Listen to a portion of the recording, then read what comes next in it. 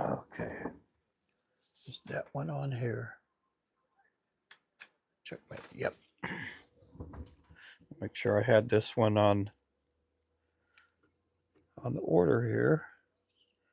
Make sure I'm tying the right one.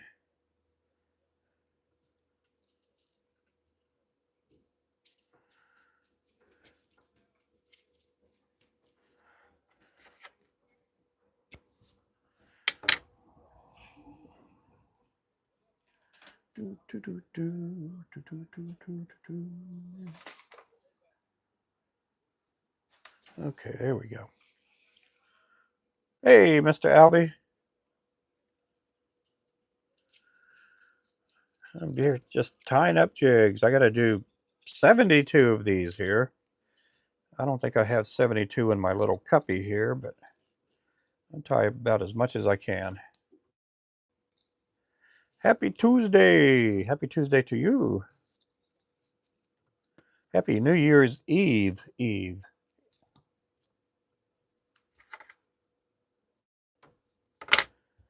Okay, where'd my hippie finisher? My whip finisher here.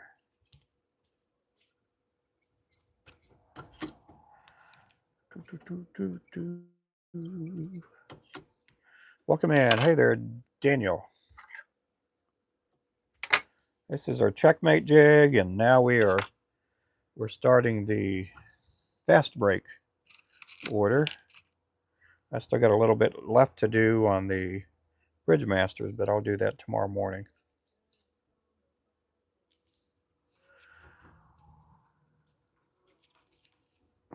Appreciate you guys. How you doing there, Alvy?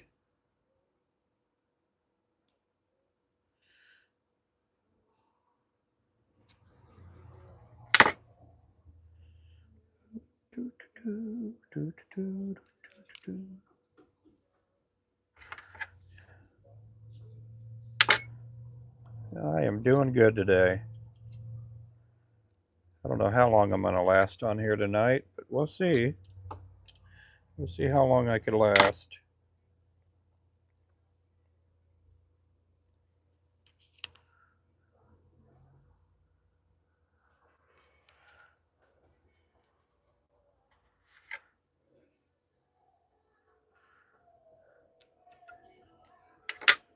Appreciate you guys coming in. Hope everybody's doing good.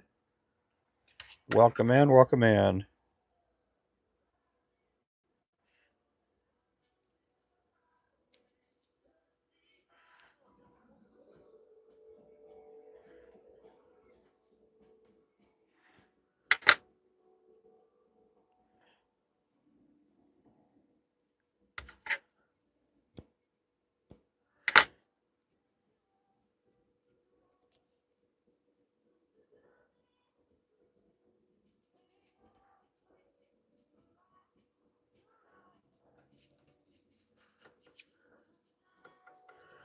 If we give in serious thought to going back.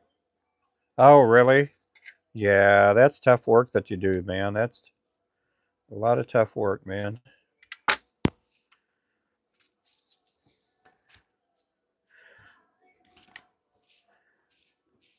Yeah, it's hard work when you're working outside and you're doing what you're doing. Now, I got a friend of mine that used to work for Starlight Trailers, and he'd worked for them for I don't know how many years. He just started from the bottom and worked his way kind of sort of to the top. It's kind of tough when you work for a family business and you're not family.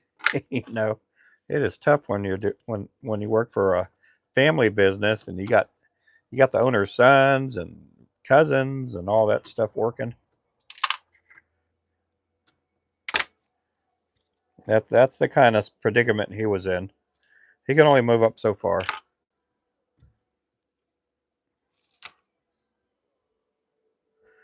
I wouldn't blame you if you went back into the grocery business.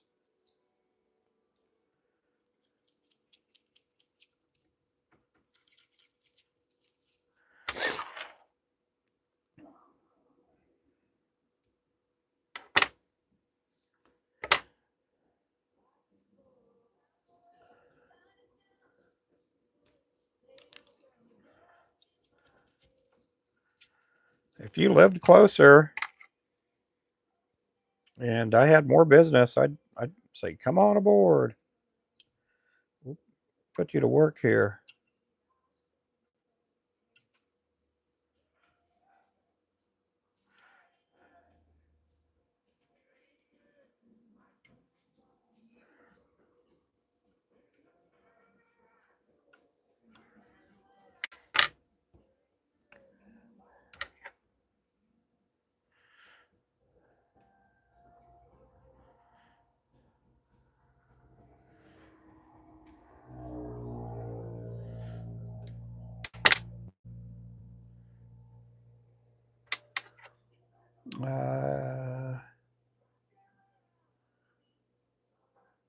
Yeah, that is tough there. That's part of what drove me to do this full time was we were in the middle of May. Why I say middle of May? We're in the beginning of May. We had a really super hot April when I was doing the barbecue business, and we hadn't even reached summer yet. We were already in the high 90s, and I'm like, I don't think I can do this any longer. I'd rather work in air conditioned atmosphere and try to build our lure business.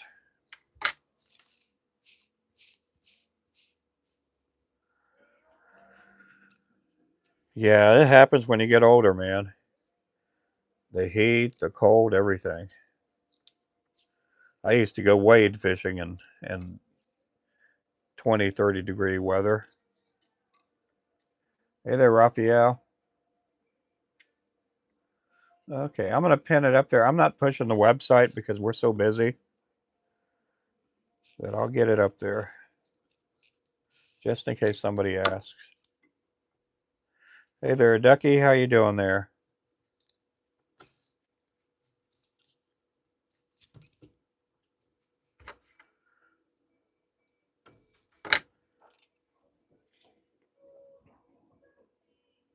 Yep, do what you love and you'll never work another day in your life. Yep.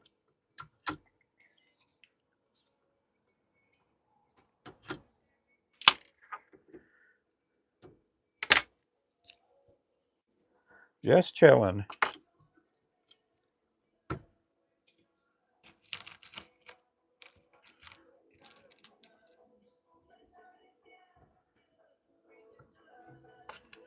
Oh, yeah, I'm doing good. I'm doing good. About to lose my voice, but I'm doing good.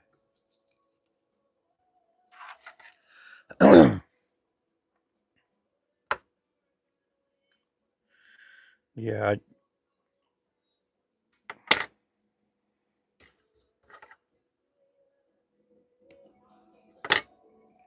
I worked for construction for a few years, and I liked it. It was okay, but it was hard work. I ended up having my own business for a while too, but man, it was just super hard work. When I moved to Oklahoma, I'm like, I do not want to be in the construction field if I can help it. I was really good at it. I just didn't really care to do it. Hey there, Jeff. Good evening, everybody.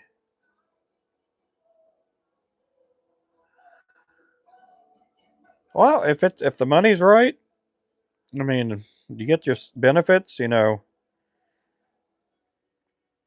with your age, you know, how young you are, you know, if they have a 401k or anything like that, I mean, all that stuff helps out too.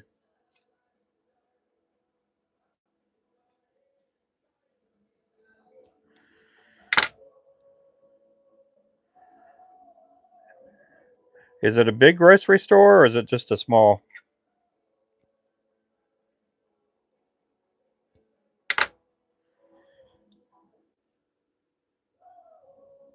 Years ago, I worked for Walmart when I first moved here, and I worked my way up to being a bakery manager, and I started out in the meat department. And I mean, Walmart's a good company, but once you work for Walmart, a lot of times you get into management, you belong to Walmart. You don't belong to yourself. For some people, it's a you know it's a career. You know,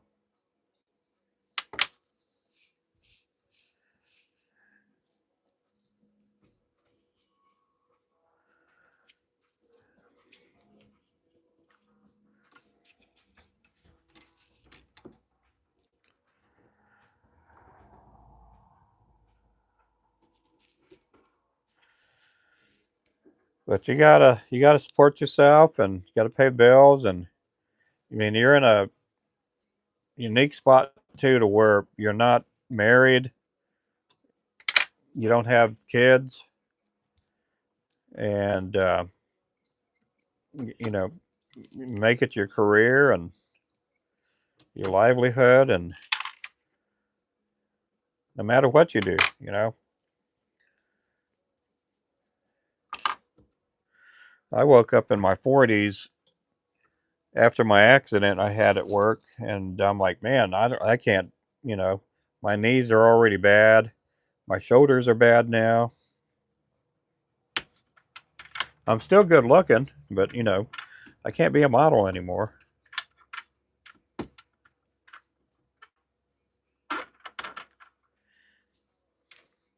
And that's just a joke, guys. I'm just kidding about the good looking part.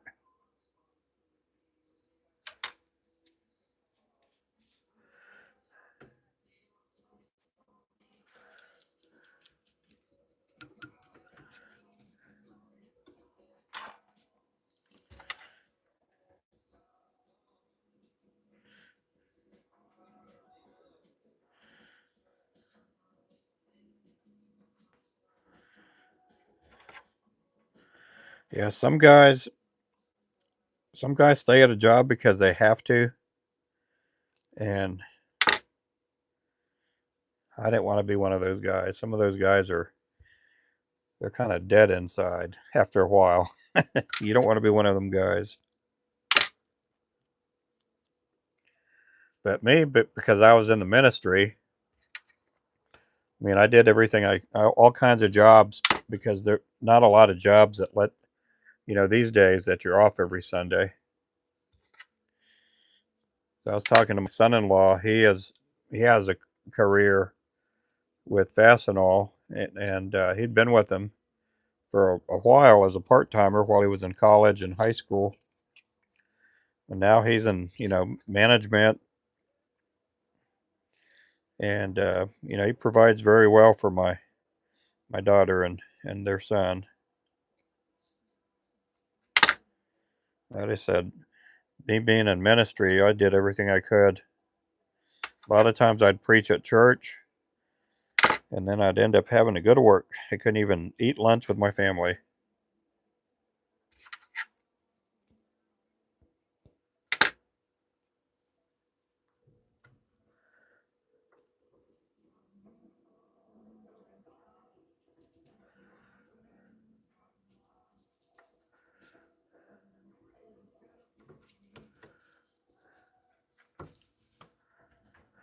Did the chat freeze up here? Let me see if the chat froze. We've been having issues with the chat freezing up. Oh my goodness, I missed all these messages here. Hey there, Kimmy. I didn't have retirement, but I still have some accrued from the 8 years. Oh yeah, yeah.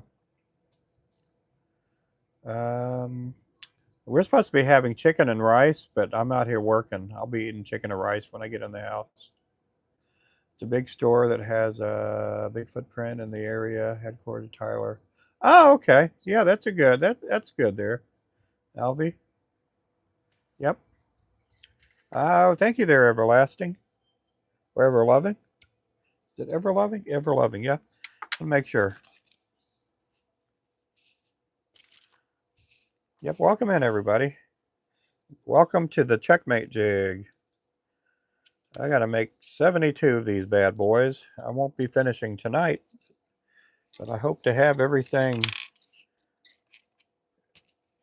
I don't know if that's 72. I did as many as I could. I lost count after a while. I do have some hanging up on the wall, too. Yeah, Stephanie was making, you know, kind of like Mexican chicken and rice. I think she was making it Mexican style. I'll have to reheat it when I get in the house. I said I'll be back a little bit later. We'll see how long I can last tonight.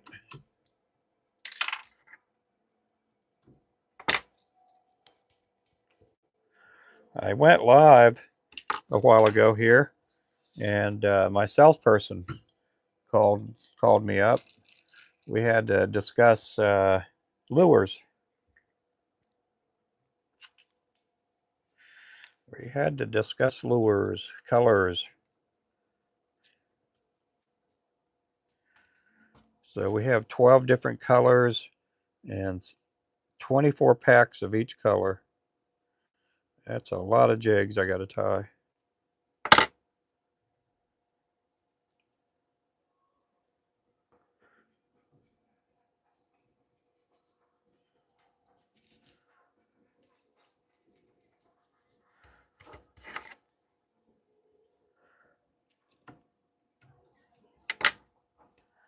Appreciate everybody in here. Thank you guys for dropping in. Hey there, Derek. Hey there, Allie. Hey there, John. Oh, I'm doing good. I'm doing good.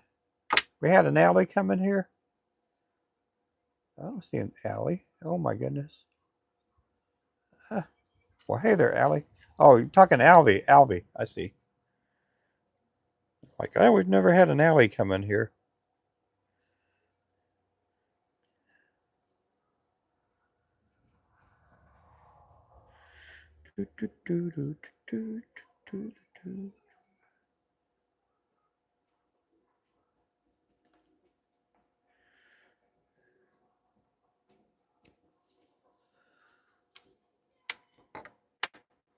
Yeah, I'm glad we're getting busier.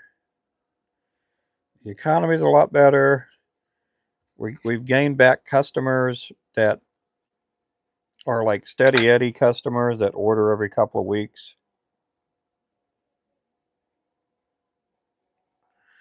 We've gotten a lot of new customers, and then with these tackle stores, that just like whipped cream topping.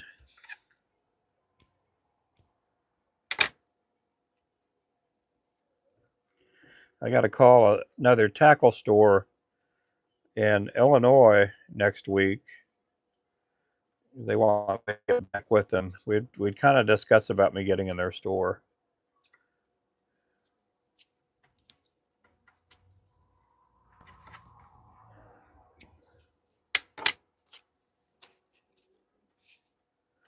It's pretty good. I mean, we were like high 30s today. Tomorrow we're going to be back in the 40s. There may be a chance we get in the 50s tomorrow. But no snow or rain or anything like that. We're going to be back down in the 20s and teens tonight, but it's supposed to warm up good tomorrow. Oh, yeah. The weather's really good down there. Now, I heard they had a cold front in the Okeechobee area. That it got down in the 20s and 30s, but it's supposed to bounce back. They say the crappie season will last till about March, so that gives us a few months to work with. Hopefully we get a lot of reorders.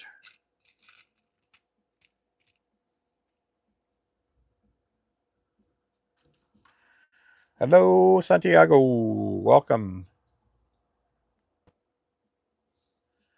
To all my Spanish friends out there, buenas noches.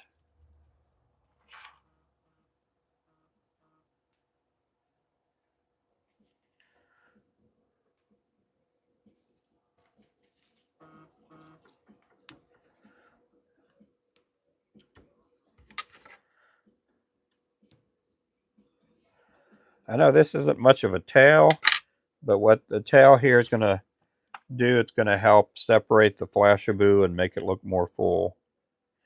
It's a little trick I learned a long time ago.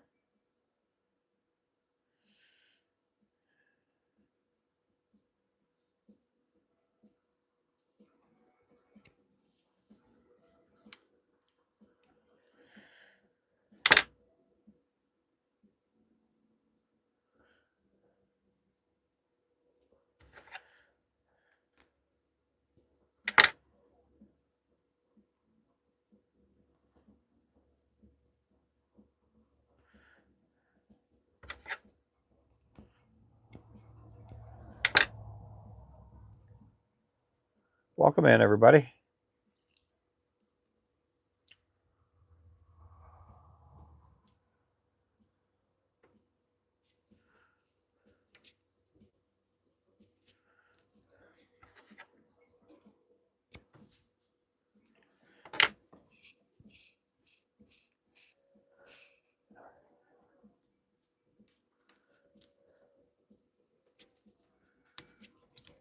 The chat has been freezing, so if I don't reply back to your comment or answer your question or whatever, it may be because I may not be able to see the chat. Let's see. Let's go ahead and switch up the chat filter again. There we go.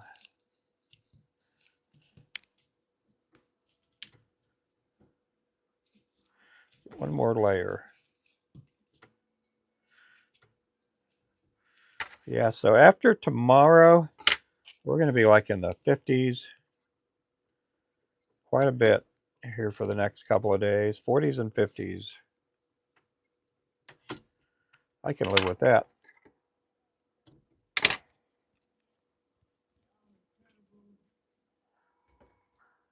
So we get this one wet. Normally this Flashabou would shrink down quite a bit. What that Marabou is going to do, it's going to expand and give the appearance of a larger tail.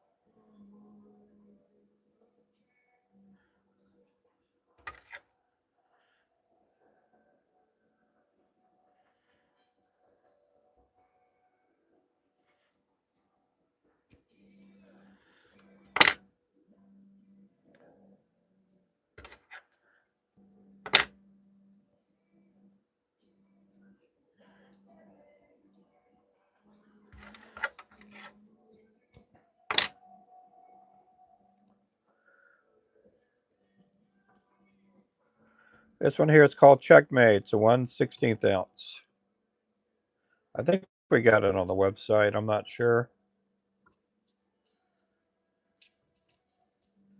It's one of the new colors that we built for some of our Florida stores.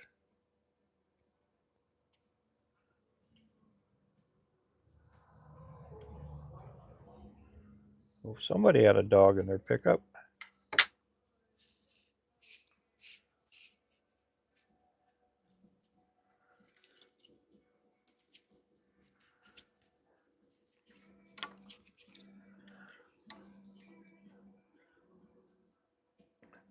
Oh my goodness, we missed all these messages here.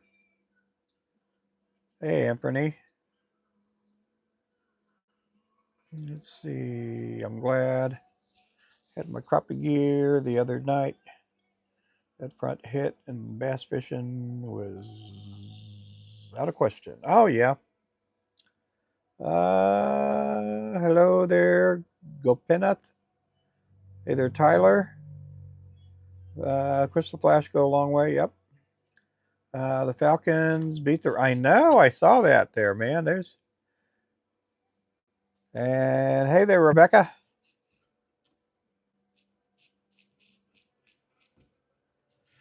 Yeah. So we'll see what the Buccaneers and I guess what the Carolina Panthers do. I think they play either Saturday or Sunday. It was a pretty good game. I thought it was. I thought the Rams were going to come back, but they didn't. I'm not a Falcons or a Rams fan, but I always like a good game.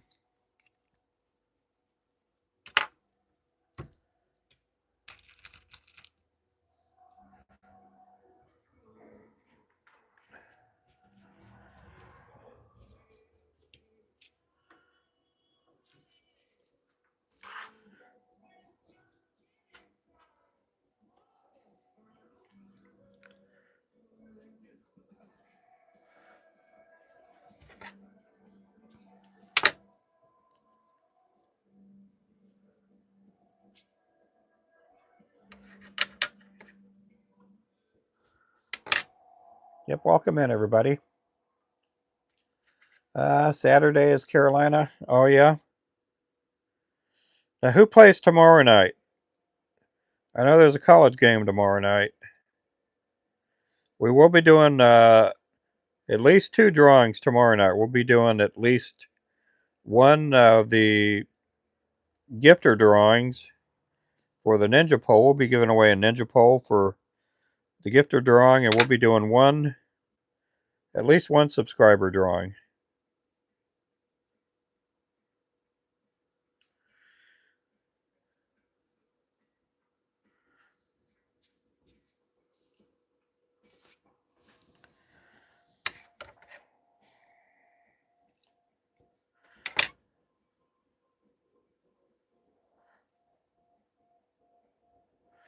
Oh, man, let me get this on here. I'm about to pull a couple more pieces of Flashaboo out.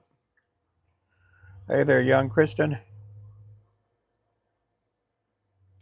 Is the Saturday against the Sea? Oh, that'll be a good game too. Yeah, we're having some good games this year. There've been a couple of years where the last couple of games don't really matter, and there's a lot of these teams, benching people so they get rest. There's a lot at stake.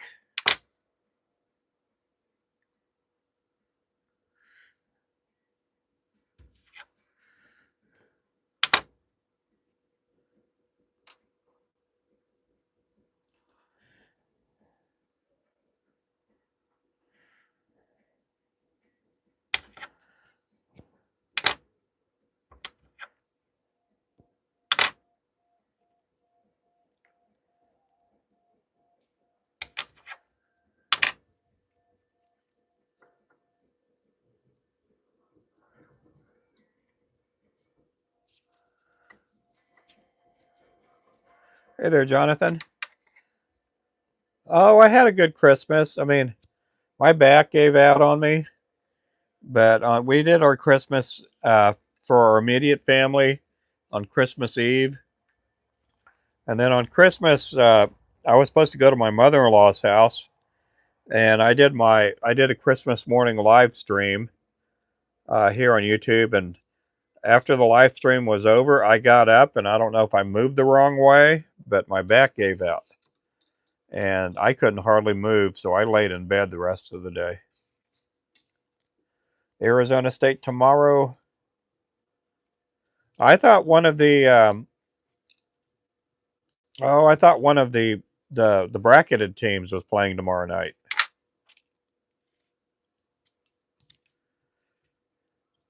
One of the college playoff teams is playing tomorrow night.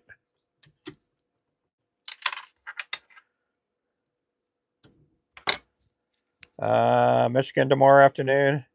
Yeah, there should be a game tomorrow night. One of the college playoff teams, or two of the college playoff teams. Oh, is it? Is it Alabama? I can't remember who plays tomorrow night.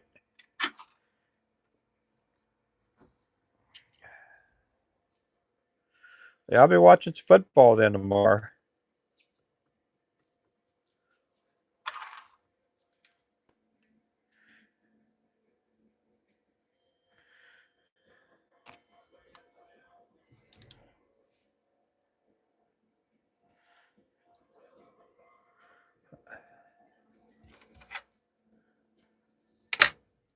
I can't remember if it's Oregon against Texas Tech tomorrow night. No, it's Ohio State. I think Ohio State plays tomorrow night.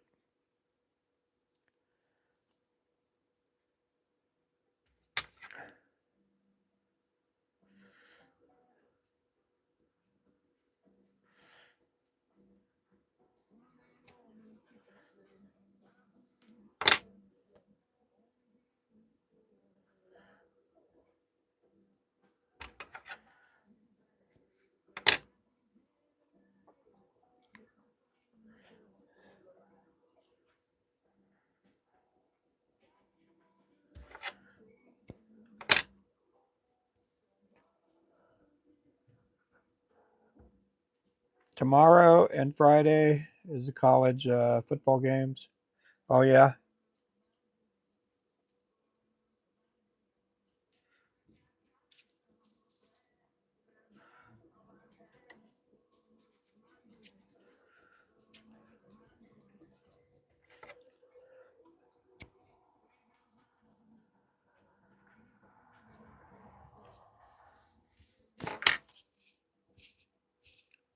Hey there, Mr. Wayman. Nebraska's tomorrow. Oh, that's a lot of games tomorrow, then, isn't there?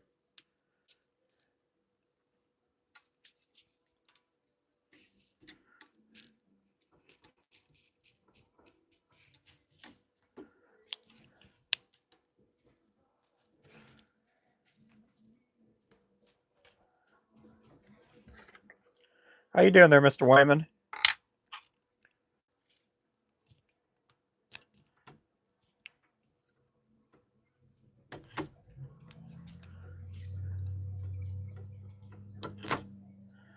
Oh,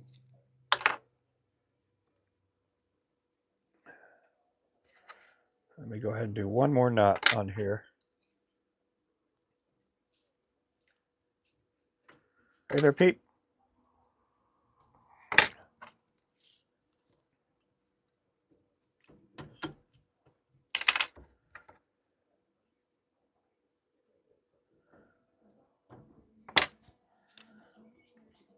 Wishing I was fishing. Yeah, me too.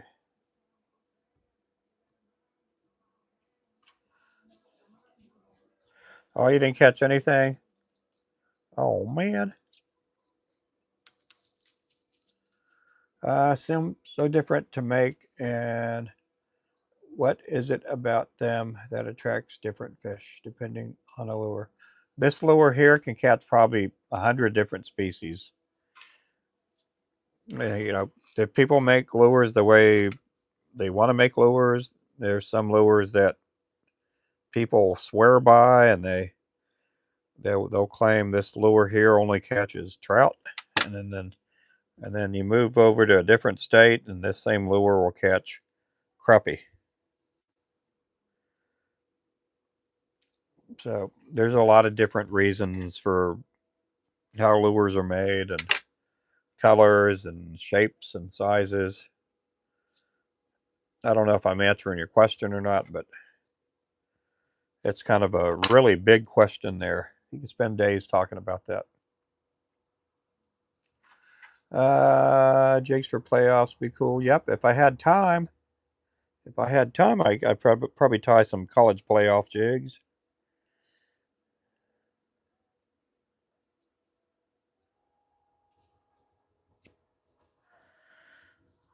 Hey there, Scoob. Yep, they would be cool. We do have basically the hook 'em horns jig and the Sooner jigs on our site. I think next year we're going to do a Michigan jig and possibly a Florida Gator jig. We also got the Dallas Cowboy jig too on our website.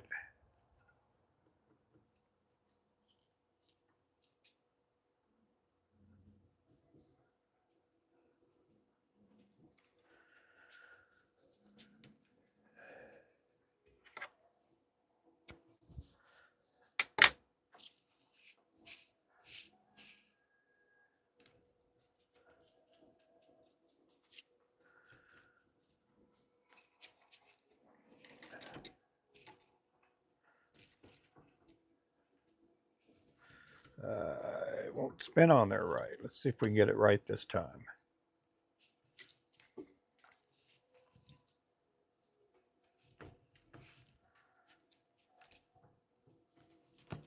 This is our Checkmate jig. The 1/16 ounce.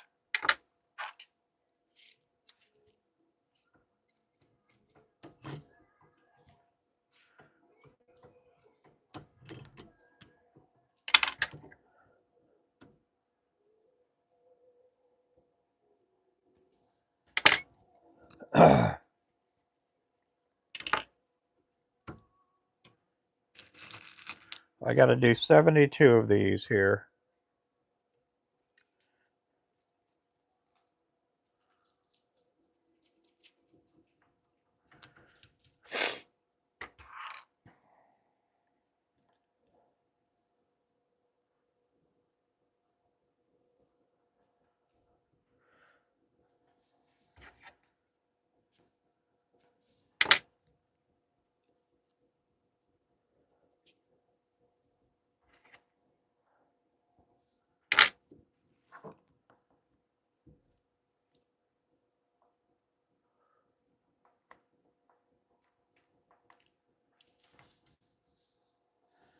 Appreciate you guys coming in.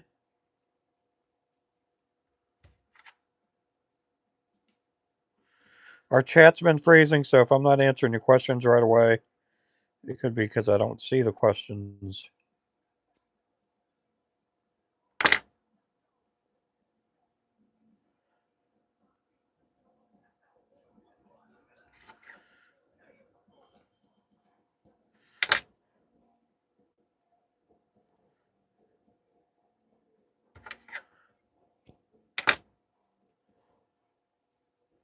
Okay, let's change the chat filter. Let's see what's up.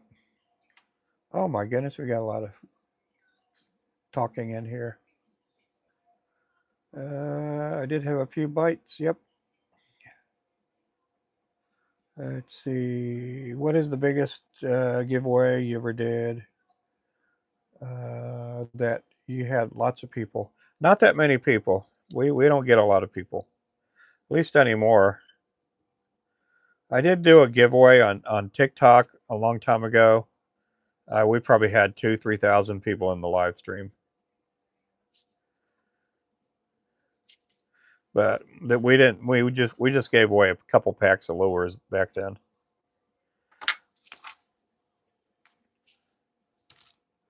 We are going to be giving away a rod tomorrow night. Hey there, Clint.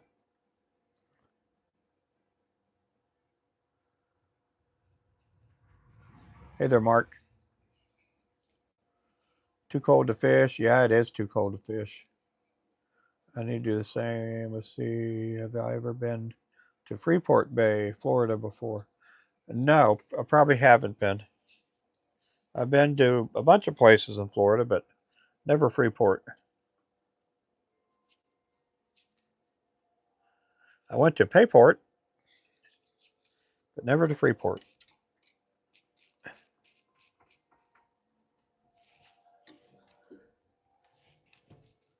Hey there, Ronald.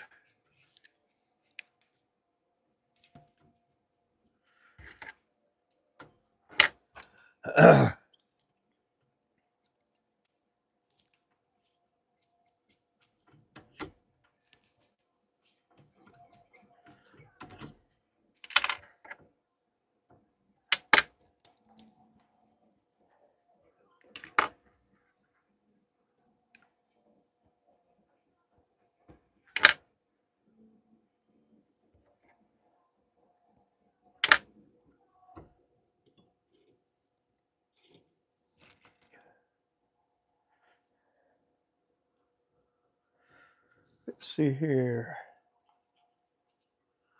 Most of my are fishing gear. I do need to go through it all. I've been working on. Oh yeah.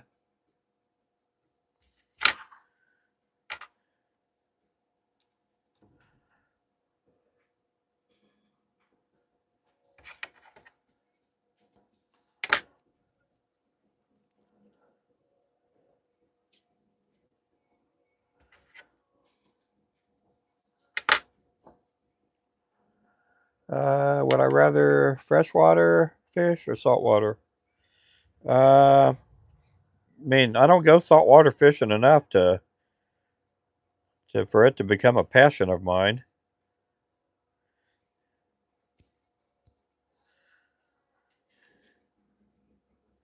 Mainly freshwater. I like freshwater fishing.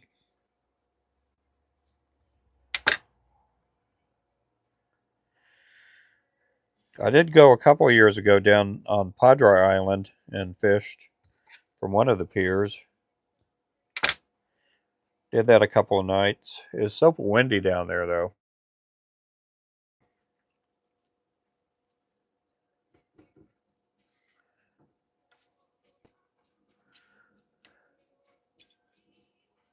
But even when I lived in Florida, I liked freshwater fishing.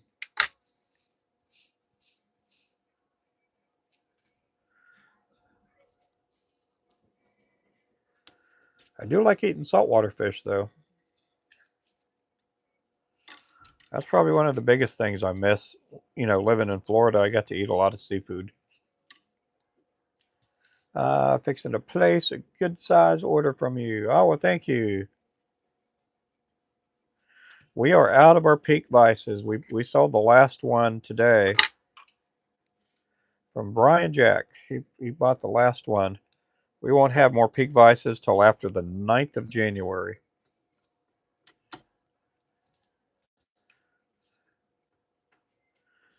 We got 2 C-clamp vices coming and another pedestal vice coming our way.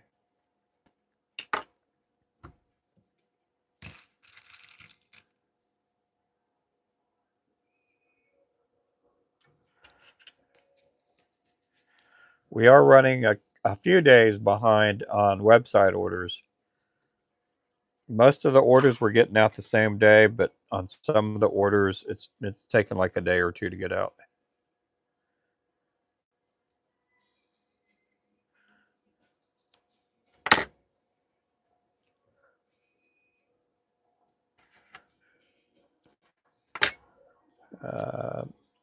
Found a website online that I could order trout and hybrid, regular striped bass from for the pond. Oh, cool! Well, I didn't know you can order striped bass for your local pond, for your pond. That sounds pretty cool.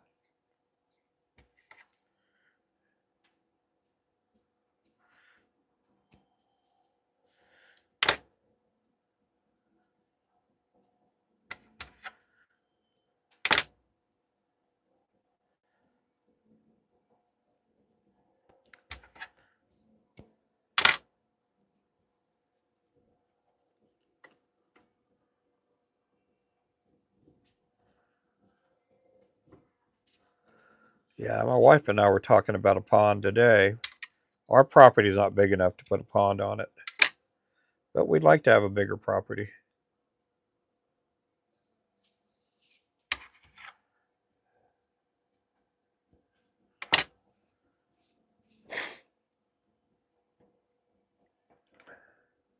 Do you just have one pond, or do you have a couple of ponds where you live at, Albie?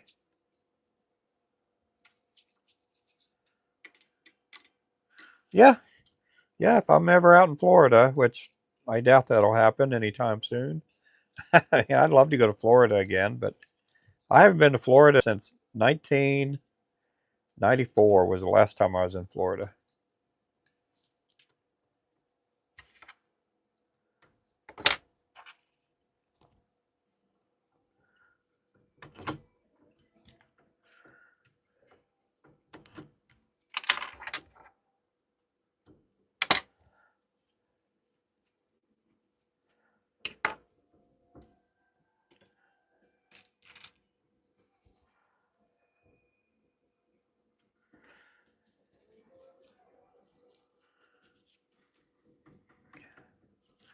I'd like to go there again one day.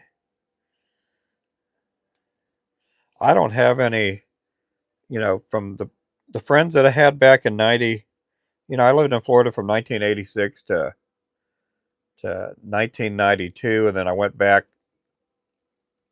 a couple of times just to visit, uh, a couple of years later, but I don't keep in contact with really any of those friends anymore.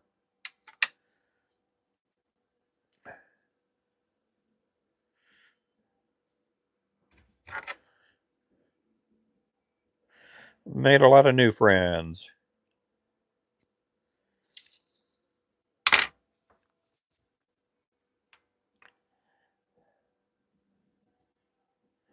Even the guys I played baseball and softball with, I just don't keep up with any of them anymore.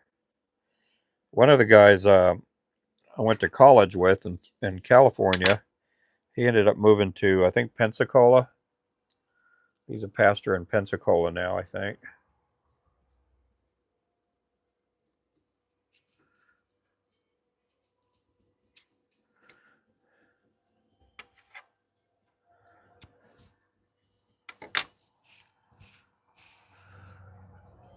A few lures to help you catch them. Yep.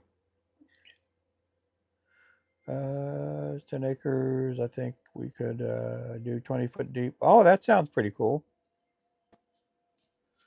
Hey, welcome back, Mr. Remington. I noticed he sent me a text message and I did not read it yet. I'll read it when I get off my live, Remington.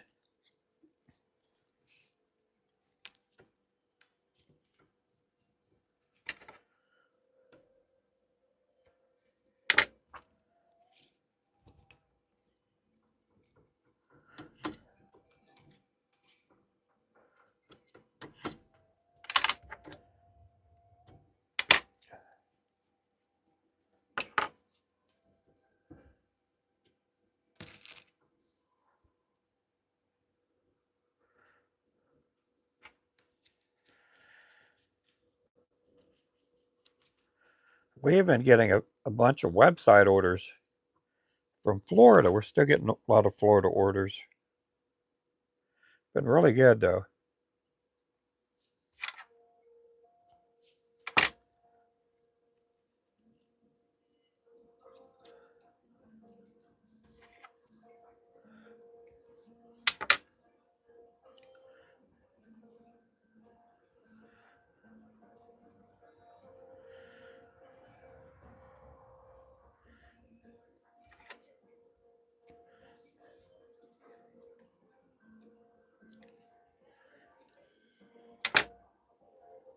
Let's see here.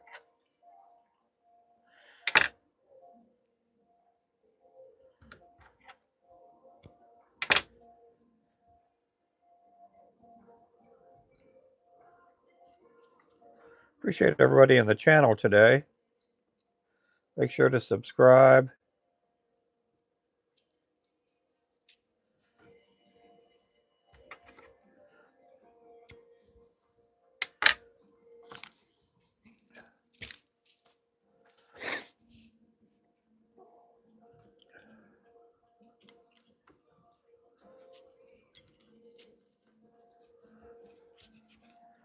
This is our Checkmate Jig. These will be going to Florida here probably in about a good week or so.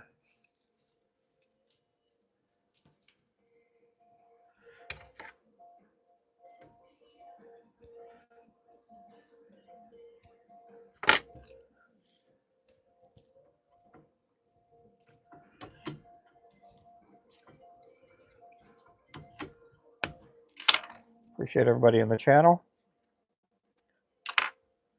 We got 30 likes. Thank you for the likes.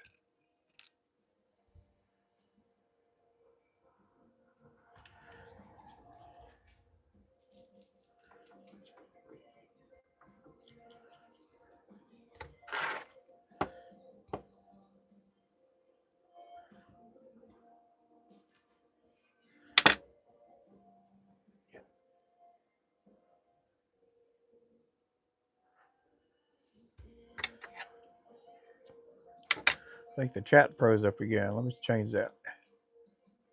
There we go. Let's see. Let me go back and backtrack all these messages here.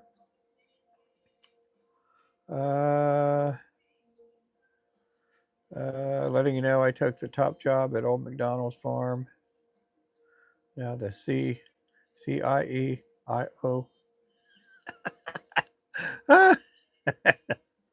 And you got me to say it too. I can't believe you did that. Hey there, Tink Tink. Let's live in Westville, Florida, in Holmes County.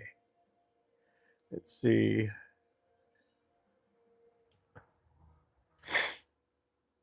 Yep, subbing. Make sure to sub, guys. Appreciate that. Thank you, Mark. I appreciate that. Let's see. Way too funny. Yeah. Oh my goodness. Would you like me to add you on my Facebook and send you my address? Oh, you can do that. I don't care. That'll work. Don't go send me any dirty pictures or anything. Hey there, Michael. How to understand aquatic insect life cycles and apply them to fly fishing. I don't pay any attention to that. I tie lures at catch fish. I tie lures at catch fish. Some people get into all that. I don't. Our lures will catch about 100 species of fish. The fish don't care what insect cycle, what cycle they're in. They're just hungry. When I eat a hamburger, I don't care if it was a calf. I don't care if it was a newborn. I'm just hungry for a hamburger. That's what happens with the fish there. They're just hungry.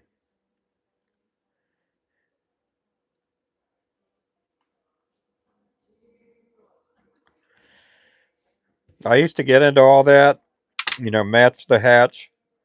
And when the mayflies would be doing their thing, I thought, man, I need a tie lure that looks just like a mayfly.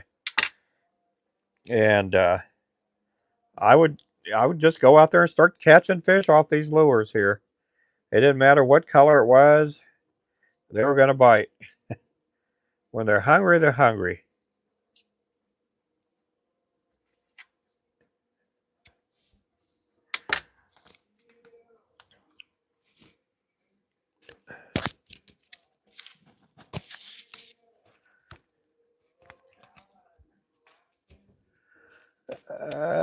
That's so you can find your way to my place to meet up by the bay. Yeah, I don't know if I'll be going to Florida. You'll have to ask my wife if I can go to Florida. I may go there. I may go there. Now we have a salesperson down there, and it would be good to meet, my salesperson. We've never met in person. We've talked over the phone. We send each other text messages, emails, and then there's a bunch of people like Rania who's been watching for a while, and he's used our lures, and there's a couple guys. Um, there's a lot of people that use our lures that live in Florida. It would be good to let them know I'm going to be at a certain area where they come out and meet me.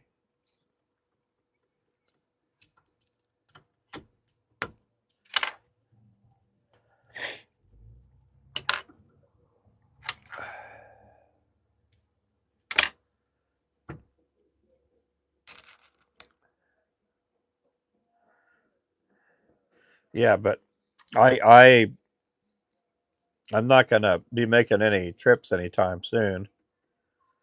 We may, if we get a lot of these tackle store orders, it'd be good to go visit these tackle stores that we're in out there.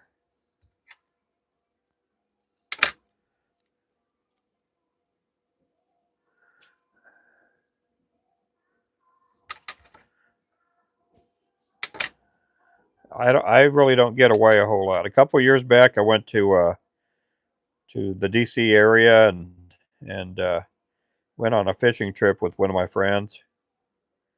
That's how I got my back injured. And so we ended up driving down to Alabama to fish a Sea Arc tournament.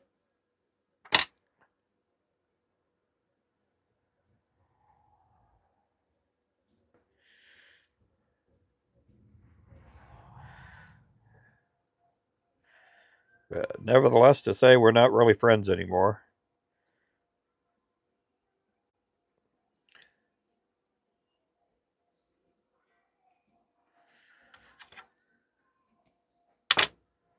I think I found out more. I found out he's more of a sociopath.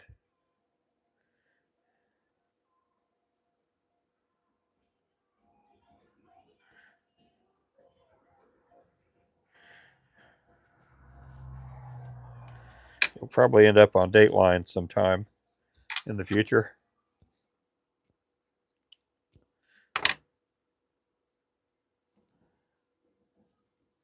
Uh, as long as it's not mooing, yeah, I'm game for you. Yeah, me too. Yeah, but I don't care what, you know. I eat a hamburger. I don't care if it's organic or if it was a calf or a retired cow. You know, I don't care about the life cycle of it. I just want to eat a hamburger. And a lot of times, fish are the same way. Fish don't. I mean, they do care about the size, but you know, in the wintertime when it's extreme, when you have extreme weather, whether it's super cold or super hot, when it comes to crappie catching, a lot of times the crappie will tend to go for a smaller bait, and it's usually because in extremely cold and extremely hot weather or temperatures, they're a little bit more on the lethargic side. Kind of like me, when it's extremely cold or extremely hot, you know, I want my dinner brought to me. No, I'm just kidding about that. My wife would not bring me dinner. She would say, "Get up and get it yourself." Yeah, that'd be kind of cool. That'd be kind of cool.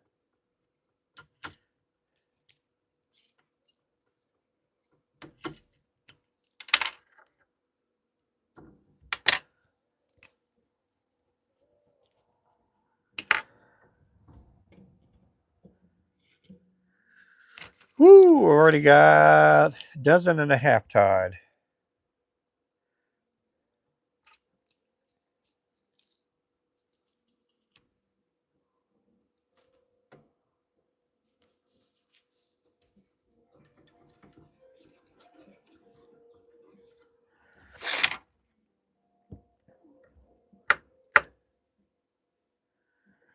I need to have me a humidifier in here.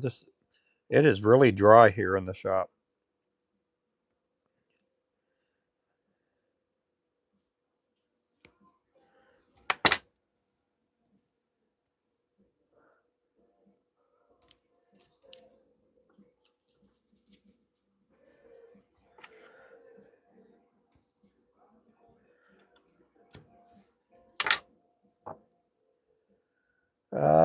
Look and see. Right back.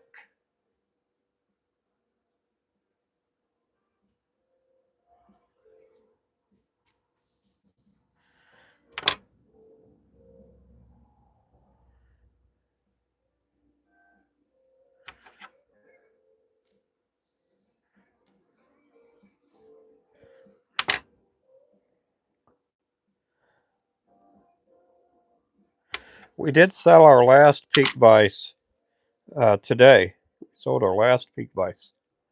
We'll have more peak vices somewhere in probably the second week of January. We'll have more vices in stock. Now we do have the non-rotary vise, and we do also have the Terra Coachman toolkits in stock. But as far as the peak rotaries, we are out. I'll have you on your personal best snapper. Uh, yeah, I can't remember what my personal best snapper is. It's been 35 years since I've had a personal best snapper. I'll have to go back through the archives on my live streams back in 1991, 1990.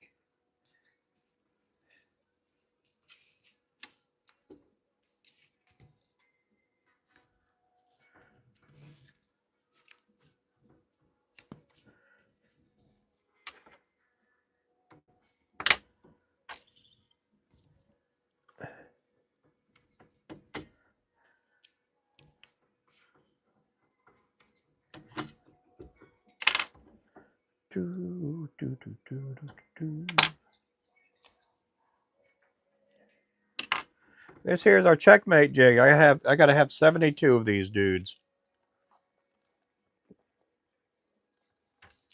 Do I have any hanging behind me? I got a few hanging behind me. I might as well just tie 72 of these because I know we're going to end up selling some of those on the wall.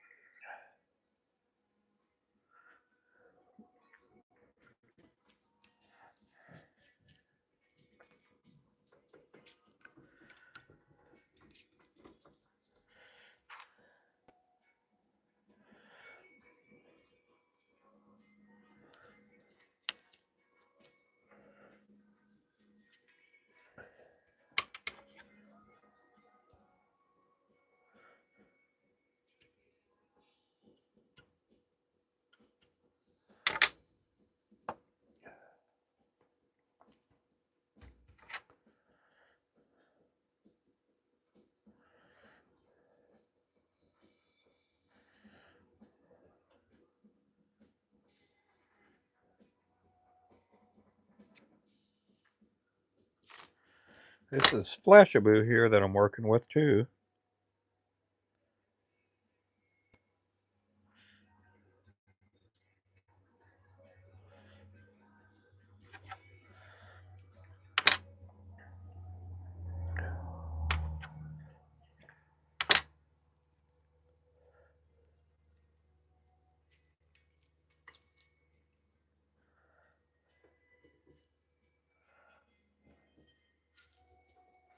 I wonder how they came up with the name Flashaboo. I mean, if I had no knowledge about fishing, Flashaboo would be like, boo.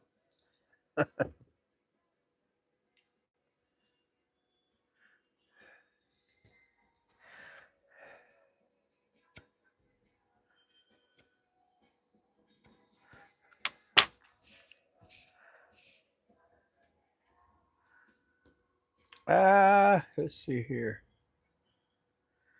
You know, we've had people catch snapper on my lures. That's just kind of crazy there. Hey there, Jimmy. Welcome in. Hello, hello. Let's see. Guys, thank you for coming in. My sinuses are getting really stuffed up right now. It is dry here in the shop.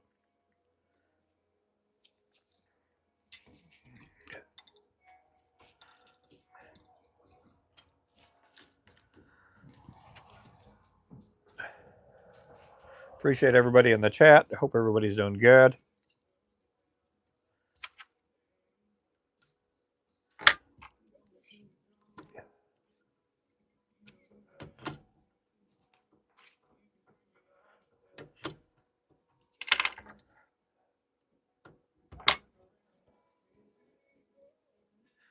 Okay, I'm going to go grab something and put it on my desk over here because I don't want to forget it in the morning.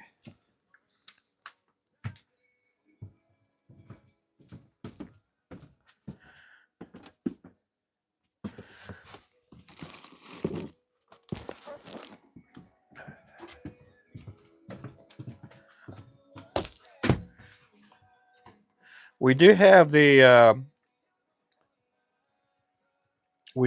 our monkey milk chenille and our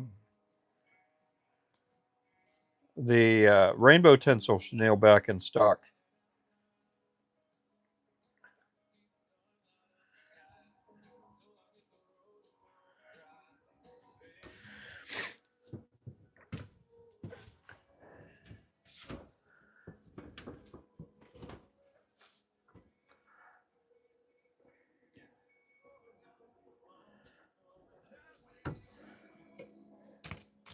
And in the skeins, we have plenty of packets of those chenilles, but we do have our skeins now back in stock in those colors.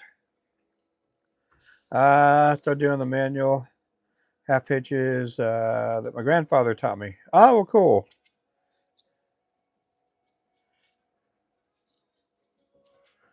Yeah, our chat's been freezing, so I've been missing some messages.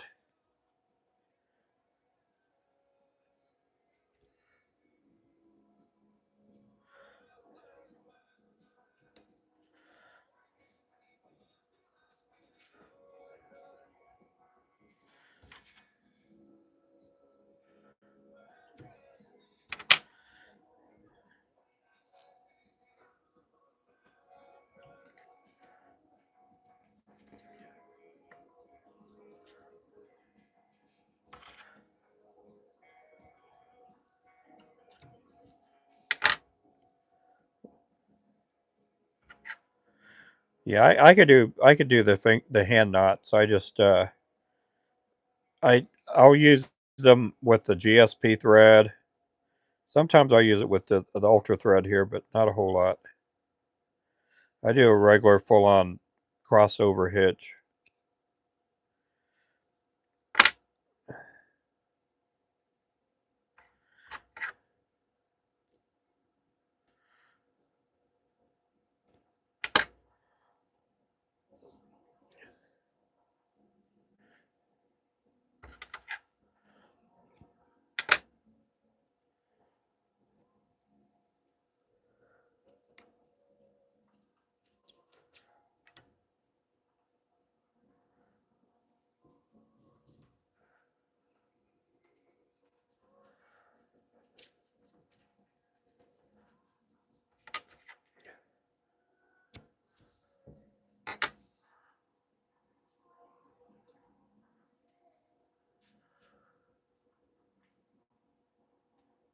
Over 60 years ago.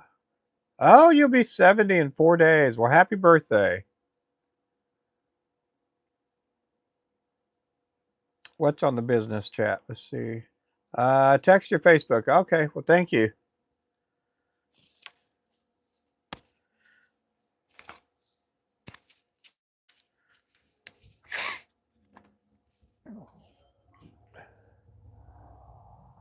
Another decade, come and go. Oh, yeah.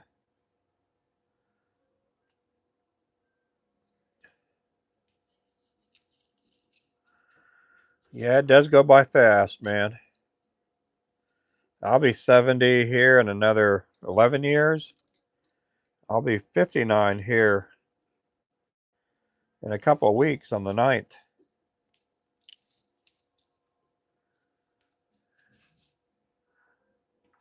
Sounds like costume making.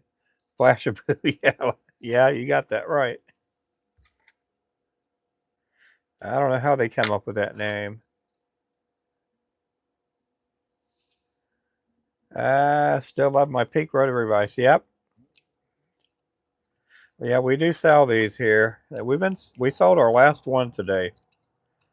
I went ahead and ordered more today. It'll be like the first or second week of January that we get the next ones in.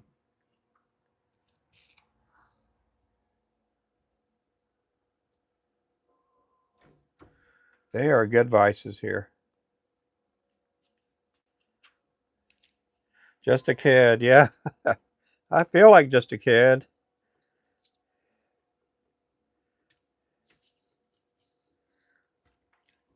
Physically, I feel like an old man, but mentally and everything, I still feel full on, attentive, and I don't think I've lost a beat as far as,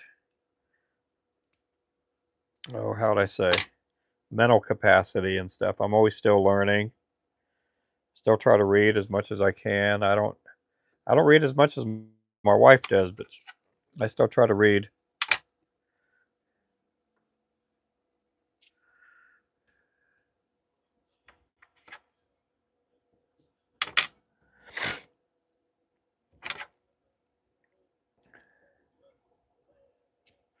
That'd probably be my strongest advice to any young person. If you're not a reader, become a reader. Stay reading. Reading keeps your mind active. Always be learning. If you're not learning, you just, you know, you've already reached your capacity in life as far as, you know, finding new adventures and just keep your mind growing. I've been reading I've been reading the book of Revelation, and I've been reading the book of Genesis. I just ended Revelation and I started it back up again.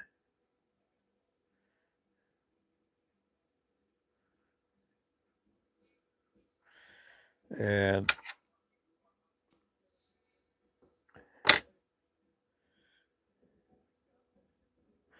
I just ended Genesis here.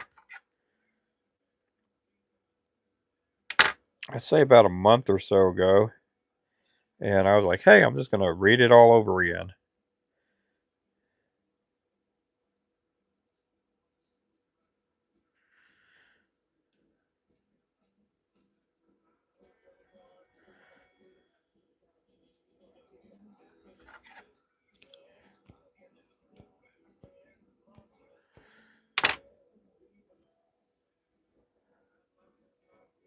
Keeps your eyes open. Me too. I stay reading constantly the book of Revelation because a lot of the things that are in there mentioned, and we're talking over 2,000 years ago.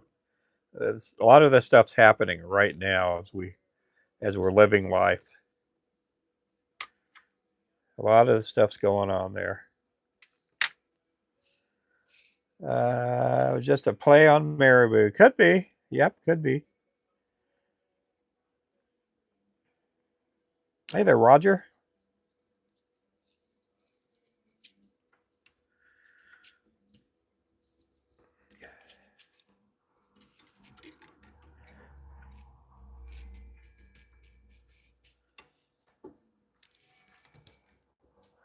My favorite translation?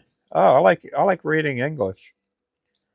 Yeah, trying to read Swahili or Nigerian is really tough on me.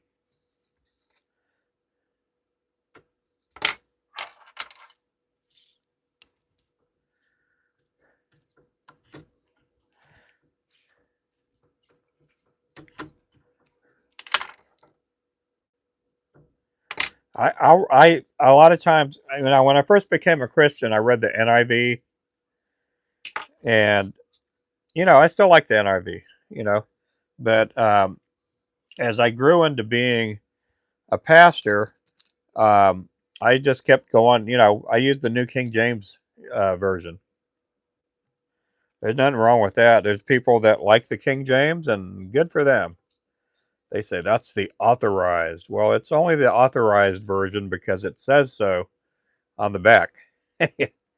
When King James come up with that, he decided, hey, nevertheless, there's two other versions of the Bible that were out there before the King James, but they had thought, hey, let's just put on here the authorized version. But yeah, there's a bunch of people hung up on the King James.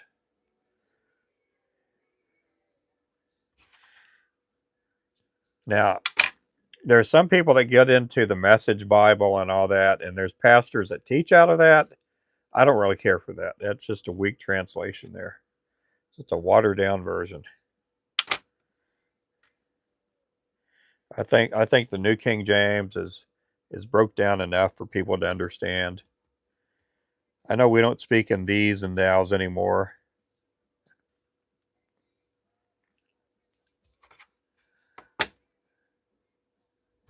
All different versions of the good book. Yep, I think you ought to just read a bunch of different. Now, as far as teaching and all that, there's some versions that are not good, and they're so weak, and they're trying to reach so broad of an audience or so young of an audience that they don't really care.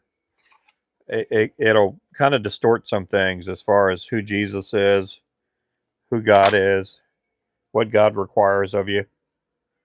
Kind of makes it really kind of watered down. But there's times that we'll get Jehovah Witness people here or Mormons coming to visit, and what translations they're reading out of, when they want to dispute the Bible and want to claim that their translation is the one and only true translation. I'll break down into, you know, the King James and New King James versions are pretty strong. But if you're trying to trying to talk to a Jehovah Witness and you're trying to use the New Translation Bible or the whatever Message Bible, you know, you're kind of going into a gunfight with a BB gun when you're using those versions of the Bible.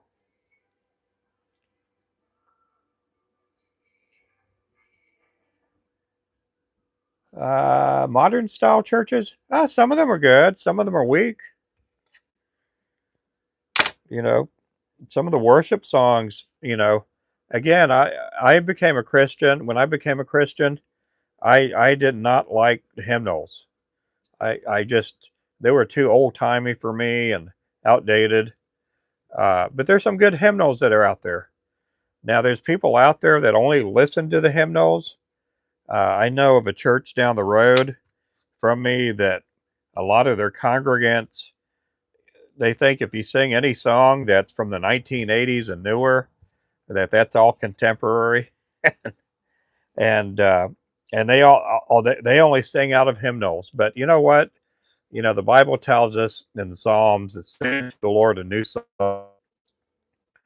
I believe each and every person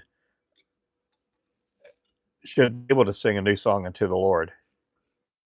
But there are some songs that are out there that are anti-biblical. They're not. When I say anti-biblical, they're not. They're not biblical in the sense to where they're scriptural, and they're just basically watered down versions of how we should worship God. There's some songs out there they speak more about freedom. There's some worship songs that are out there more so for social injustice and social gratification, and you know, and that's not what God wants from us.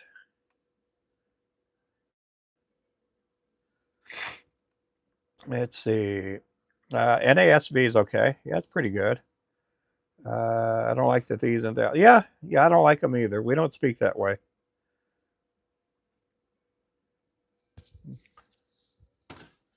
Yeah, we don't speak that way anymore. But that is a very that is a very strong translation when you're reading the Bible.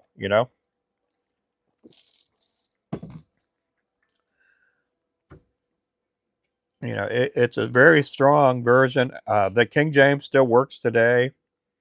If somebody reads it, more power to them. Um, you get to the NIV and you start talking about Jesus on the cross, and you start talking about some of the attributes of God. It kind of milks it, waters it down a little bit. Uh, New King James uh, is pretty good. I'll read out of that. I still read out of that. But not everybody has a lexicon. Not everybody has a Zodiates study guide to cross-reference the Greek and the Hebrew. And, you know, not everybody's a biblical scholar. I don't consider myself a biblical scholar, and I went to Bible college.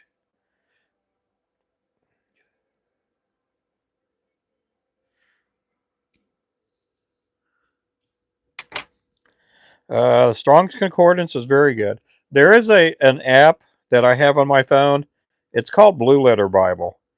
It is a very strong app.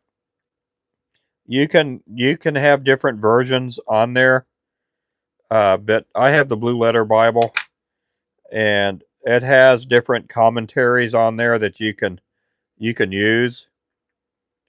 Uh, it has the Strong's Concordance on there. I believe it has the Zodiates uh, references to it too.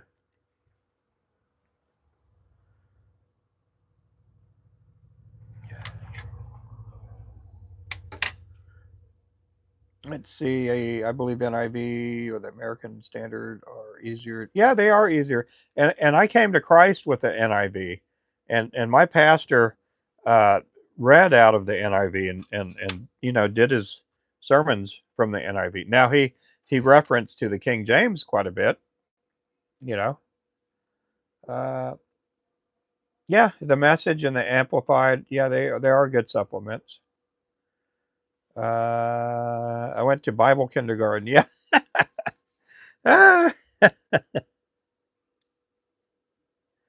I went to Bible college in 1992. I went to Calvary Chapel Bible College. If you guys ever watched the Jesus Revolution, and it's basically the Greg Laurie story, uh, the pastor that Kelsey Grammer plays, that was my pastor. That was Chuck Smith. He was my pastor. He's the one that ordained me to be in the ministry, and really good guy. I miss him. Awesome teacher.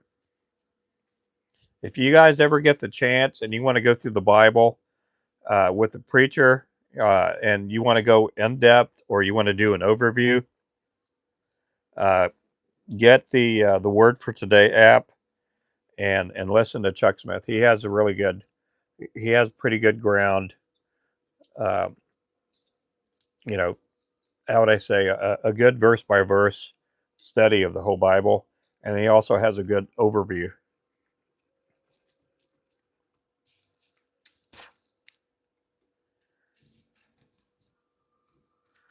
Yeah, I like J. Vernon McGee. Yep.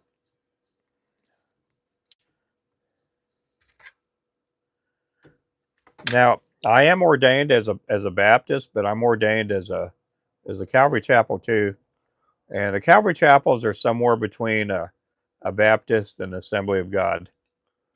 You know, I believe in the gifts of the Holy Spirit. I believe they didn't die off. They didn't die off with the apostles. I believe people can still be healed today. A lot of people get hung up on the tongues talk and all that. You know, I don't speak in tongues. I used to, but not anymore. You know, some people believe you're not going to heaven unless you speak in tongues, and you know, I'm not one of those people. There, a lot of people get hung up on those things. I believe Christians ought to be smart. You know, not super smart, but you know, you got to be smart to a certain level. You got to be as a Berean. Don't believe everything you hear. Go through the Bible, backtrack. Again, your eternal existence depends on how you live here on earth.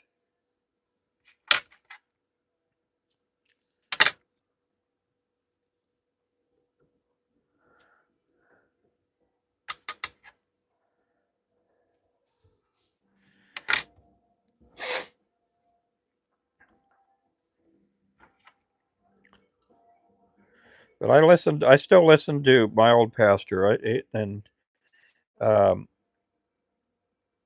the pastor I got saved under, he committed some sins and adultery and all that. But he was one of the best Bible teachers out there. His I got to go to his church when they had 400 people there, and that was back in 1989. And by the time I left there to go to Bible college, they had 6,000 people going to that church. A lot of people got saved there, and you know, I got upset about my old pastor Bob Coy uh, doing what he did, but you know, after living enough, you know, I realized, you know, he's just a man. Everybody's a man, you know, or a woman, you know, um, and so uh, I could see how some people get caught up in certain things or whatever, and I you know I don't condone it, um, but my next pastor was Chuck Smith, and I love listening to him. Um, he died back in 2014, and one of the best Bible scholars out there in the world. He led a lot of people to Christ and taught a lot of people the Bible.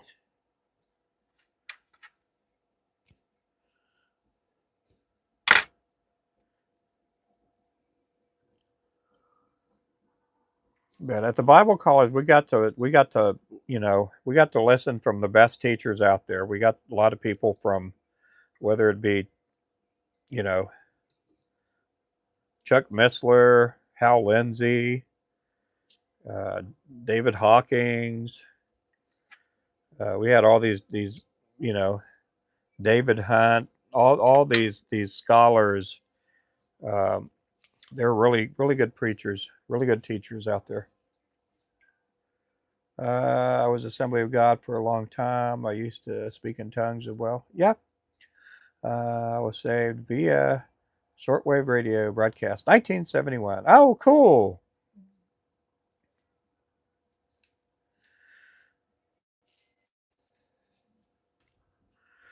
Yeah, I was never a drug addict, but I worked in the importation of illegal drugs and helped handle logistics for an organization. And I, I had only done cocaine maybe once or twice. I only smoked weed maybe 2 or 3 times, but we were bringing in a lot of illegal drugs. And when I lived out in Florida, I wanted to make a lot of money fast, and I made a lot of money fast. And I kept seeing a lot of my friends die, and I thought, man, there was one Thanksgiving I'm sitting there eating a turkey sandwich. We're not talking from a turkey that had been roasted in the oven all day. We're talking a turkey sandwich that I got from a local Publix grocery store and was eating my turkey sandwich. And I'm like, man, there has to be a better way. There has to be more to this life. And I remember listening to the gospel, going to my aunt and uncle's church. And I thought, man, if I keep doing what I'm doing, I'm going to end up in jail. I'm going to end up dead, or I'm going to end up killing somebody. And I thought there has to be, I got to do something different. You know, I wish, and I said this to myself, I wish I could be born again and do it all over again. And then that little epiphany, the light went on upstairs, and that I remember hearing, Jesus saying that you must be born again, and I went out that next day, got me a Bible. It was a cheapy little Bible. It was a paperback Bible. I went out looking for churches, and I walked into this Calvary Chapel, and the first person I see walking in the door was this preacher guy. I got flashaboo in my mouth. Um, and he had witnessed to me 2 or 3 years before then. Um, it was a late night. I got the flashaboo in my mouth because I went like that. And he had witnessed and shared Christ to the table that was next to me. I'm there eating a late night breakfast, dinner, whatever I was eating. And and I heard this guy, he looked like Sonny Bono back then. And he was sharing the gospel with this table right next to me. And I was listening to it, and that had my mind and my heart thinking and moving. And and then here it is a couple years later.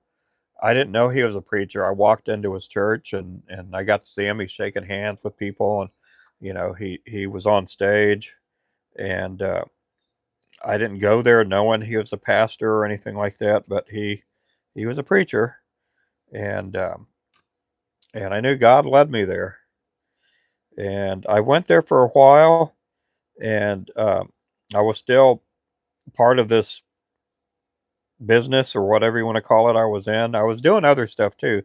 I mean, I had a daytime job. I was also playing semi-professional baseball and softball at the time, and there became a time on 1989.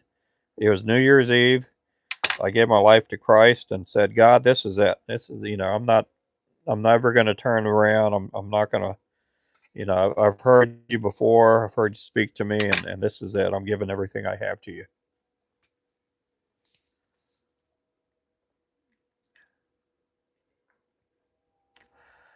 Planes coming across the Caribbean. Called in. They tried to stay low, but I got, yeah. Most of them, yeah. The stuff that the people that we dealt with were bringing it on boats. Some of them, when they were doing, bringing it on planes. There's a lot of drugs that after we moved it from our storage to a different storage, there were we the the group I worked with, I don't want to say company, they ran it like a company. They ran it really businesslike, and they were taking a lot of drugs to Arkansas back then, and they took a lot of drugs to Arkansas. From what they did with it in Arkansas, I don't know what they did, but I saw friends of mine mowed down, murdered stuff, and it was some of them right in front of me. It was horrible, and and in one case they had asked me to do something, and which which entailed, you know, I'm not going to get into it because I don't want YouTube to do anything to me, but anyway, I just couldn't do it. I'm glad that everything got interrupted and distracted, and I and in fact, I've shared with some of my YouTube followers here and TikTokers that um, I didn't want my family knowing anything about this group of people. I didn't want this group of people knowing anything about my family in Texas, to where I just didn't talk to my family. And when I left that organization, I gave them everything. I gave them back the house. I gave them back whatever vehicles they had given me, and I had went into hiding and lived with a pastor. I say with pastor. He wasn't a pastor then. Lived with him and his family, and well, I did with them for a little bit, and then I moved to a different location. And an old friend of mine, I said, "Hey, come in and stay with me."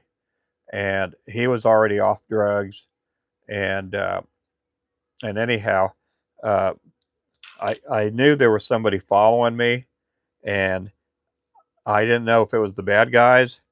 And one day I was at the house, and then Mr. Flores, are you there? And I'm waiting at the door, uh, not knowing what I was going to be doing. And he said, "Yes, is your mother Pauline Patino?"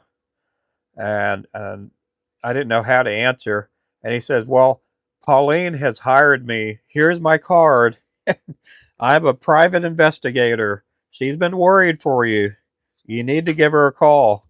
And then he slid it in the door and left. My mom had hired an investigator to come track me down. Let's see.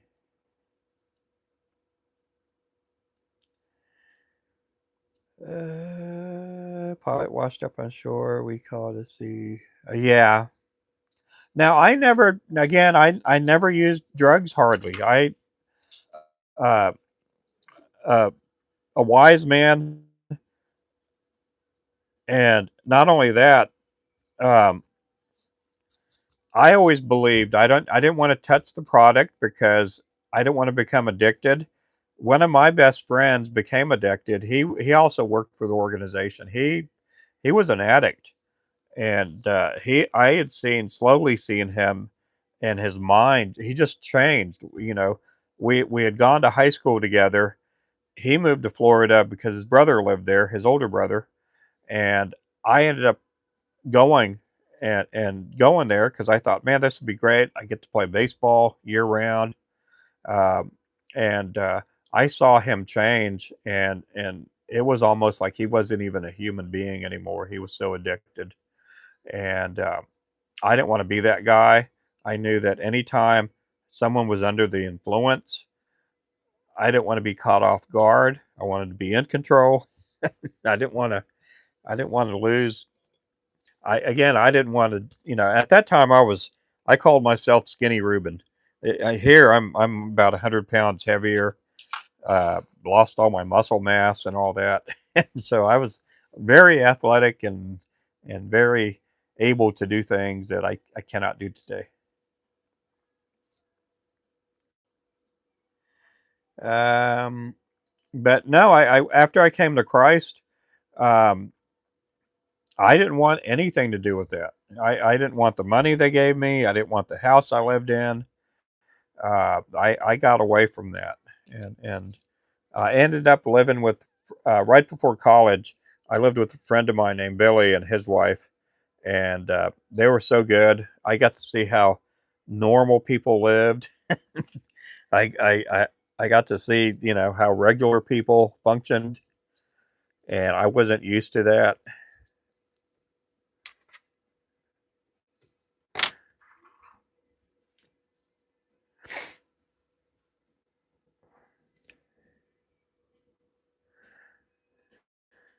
But I wouldn't trade it for anything ever in the world because I had access to money. At that time, I could almost be with almost any girl I wanted to. You know, um, I wasn't the most handsomest guy in the world, but I was, you know, a decent looking guy, I guess. You know, and had lots of money. I probably will never ever have that kind of money again, and I don't mind it. And I've made a couple million bucks. You know, even after that, you know, I've you know, I've been very successful in different business ventures and uh, and made some good money. You know, since then, but to make that kind of money then, I could see how people sell their souls. You know, I can see how actors and actresses and entertainers how they can sell their soul away, you know, for fame and money and all that.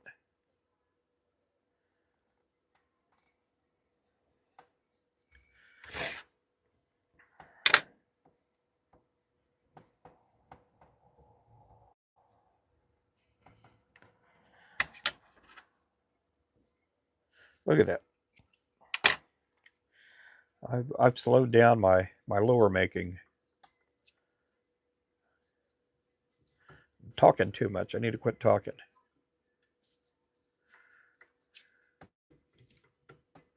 But I love what I do now, and I'd served, and I still serve Christ. It's not in the position of me being a pastor or worship leader or youth pastor or anything like that anymore.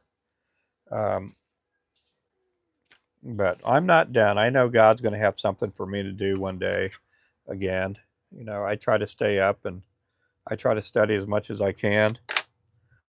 And if in the case that God wants to pull me off the shelf and put me out there, you know, want to be as ready as I can be.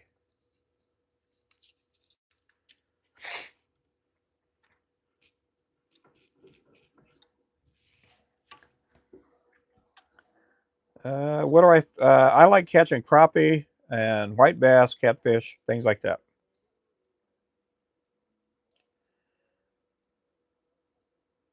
Ah, with Bitcoin. Oh, that's pretty cool. I was losing some weight um, at the heaviest because, again, I've injured both my knees, I've injured both my shoulders, had multiple surgeries.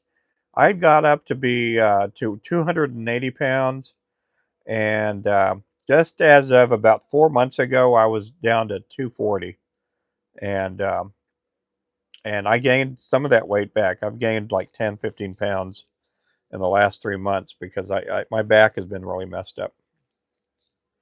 My back has been really jacked up.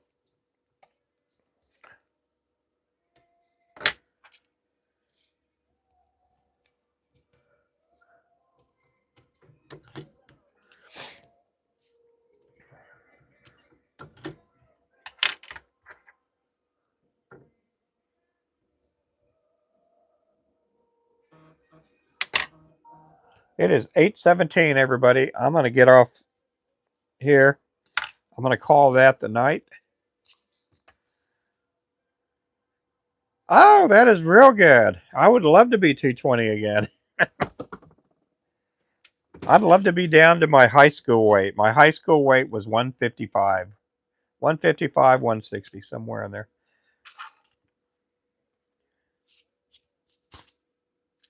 Yep, you guys have a good night. Make sure to subscribe if you guys haven't. I am going to scrap this live stream as far as a video that goes up on my platform because of some of the content that we talked about. 9:17. Yeah, it's 8:17 here. Oh, 135. Oh, my. Yeah, that is... Yeah, you've done good so far. We'll see you guys later. Make sure to subscribe. You guys have a good night. Goodbye, and God bless you guys. You guys be good.